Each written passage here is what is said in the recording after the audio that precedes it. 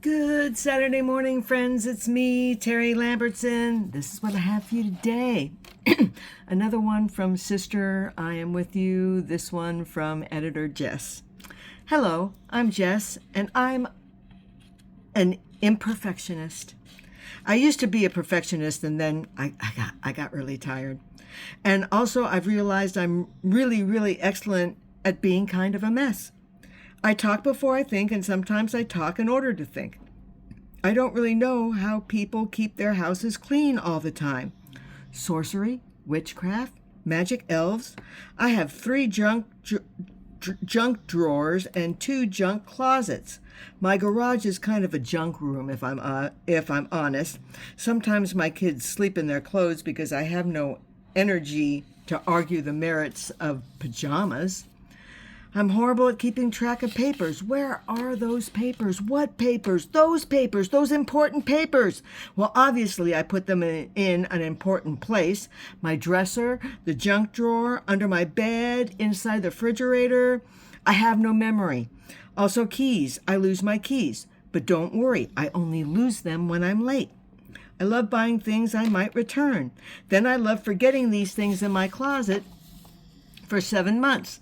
I also like driving around with Goodwill bags in my trunk for several years.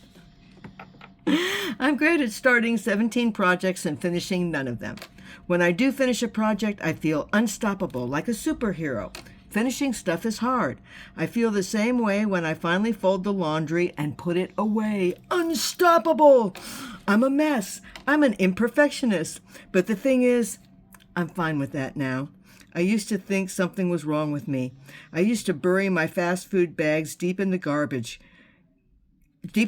can before people came over, lest they find out my deep love for fried chicken.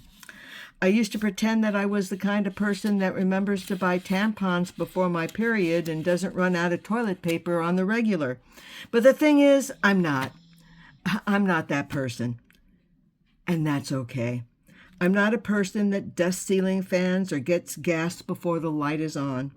But the thing that's cool about me is I don't expect that from you either. I will never judge you for your messes or your imperfections. I will love you for it. If I see a McDonald's cup in your hand when you pull up to school drop-off, I will give you an internal standing ovation. If you show me your flaws and your quirks and your messes, I'll only feel honored. What? You have cereal on your floor too? I love you. And there's no time to worry about being perfect. We just gotta be ourselves and love each other too. Also, does anybody know where I set my phone? Love, Jess. Yeah, I'm definitely that kind of person. I feel like if you took out my flaws and my imperfections and my quirks, there wouldn't be anything left. I would cease to exist. You know, I'm weird, I'm quirky, I'm imperfect, I'm a mess, and I love it all. I've said this a lot. I'm going to say this again. This is my favorite version of me.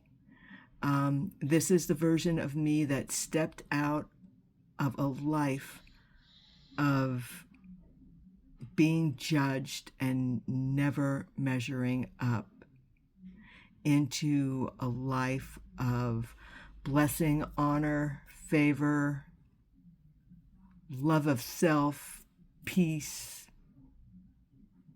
all of that. Because it starts with ourselves.